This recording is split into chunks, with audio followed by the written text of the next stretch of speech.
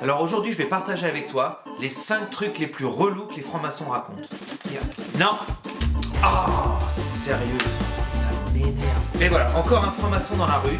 Il va encore me raconter les mêmes trucs. Tu sais, ils sont sympas ces francs-maçons, mais alors il y en a qui sont vraiment relous. Tu vas voir, c'est pas facile des fois.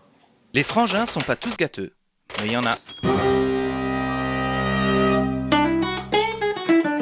Salut à toi spectateur et spectatrice de l'internet. Donc aujourd'hui on va parler de 5 trucs vraiment relous que les francs-maçons racontent sans arrêt. C'est ce genre de phrases toutes faites qu'on balance comme ça sans vraiment réfléchir et qui donne l'impression d'être très intelligent parce qu'on a compris ce qu'il fallait répondre à certaines questions. Donc on a un certain nombre de frères et sœurs qui quoi qu'on fasse vont toujours dire les mêmes trucs relous. Numéro 1. La franc-maçonnerie n'est pas une secte parce qu'il est plus facile d'en sortir que d'y entrer.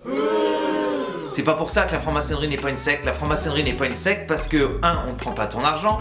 2. On te demande pas de couper tes ponts avec ta famille. 3. On n'essaie pas de te mettre des trucs débiles dans la tête. Donc ça fait des dizaines et des dizaines d'années qu'on répond ça à chaque fois qu'on dit la franc-maçonnerie est une secte. Non, parce qu'il est plus facile d'en sortir que d'y entrer. Ok.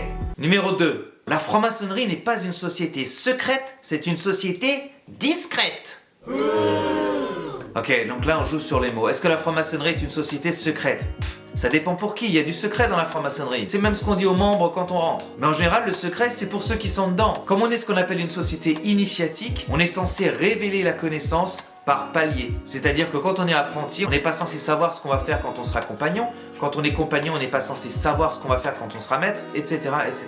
Mais ce secret, c'est un secret de polichinelle, puisque de toute façon, le jour de notre initiation, on nous donne des livres à lire qui racontent tout. Et puis après, pour ce qui est du public à l'extérieur, bon, il n'y a pas grand-chose de secret, parce que là aussi, tu vas dans n'importe quelle librairie et tu peux acheter tous les livres. Donc ça aussi, la franc-maçonnerie n'est pas secrète, elle est discrète. Pour moi, c'est vraiment une phrase tarte à la crème qu'on balance un petit peu partout comme ça et qu'on étale. Mais bon, ça fait de mal à personne, Numéro 3. On ne remercie pas en franc-maçonnerie, mais je voulais quand même remercier. Alors voilà, quand on est en tenue, normalement on n'est pas censé remercier. Il y a une vieille légende qui court qui dit que c'est comme ça.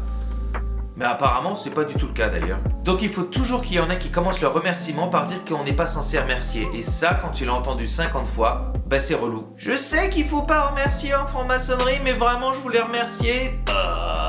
Come on. Numéro 4. Ma franc-maçonnerie est plus la vraie maçonnerie que la tienne. Oh my god. Ok, on a une tonne d'obédiences différentes qui pratiquent différents types de maçonnerie. Dans certaines, on est en mixité, dans certaines, on n'est pas en mixité. Dans certaines, on parle que de sujets symboliques, dans d'autres, on parle de sujets symboliques et de sujets société. Dans certaines, on travaille au rite français, dans d'autres au rite écossais ancien et accepté, ou encore d'autres rites comme le rite opératif de Salomon, le rite écossais rectifié, le rite de Memphis-Mizraïm. Et il faut toujours qu'il y en ait qui t'expliquent que la façon dont ils pratiquent la maçonnerie, c'est la vraie. Eh ben non. Il n'y en a pas de vrai, il n'y en a pas de plus vrai. Et même les réguliers qui se prétendent gardiens de la vraie tradition maçonnique, c'est du pipeau. Et je sais que là, je vais en frustrer plus d'un sur la chaîne, mais bon, c'est comme ça. Le truc, c'est que quand on est apprenti, on est censé regarder ce qu'on fait soi. Et quand on passe compagnon, on est censé se comparer avec les autres. Et donc, comment s'imaginer que la façon dont on pratique la maçonnerie, c'est la seule vraie façon de le faire quand on passe compagnon, on commence à explorer toutes les autres formes de maçonnerie et on se rend compte de toutes les différences.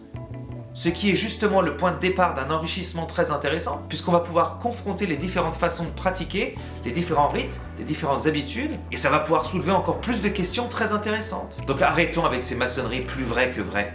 Numéro 5. Tu comprendras quand ce sera de ton grade. Oh man. Non. Hey spectateurs et spectatrices, si tu veux en savoir un petit peu plus sur la franc-maçonnerie, je t'invite à regarder les autres vidéos. Tiens, je t'en mets une juste ici. Allez, ciao, bye.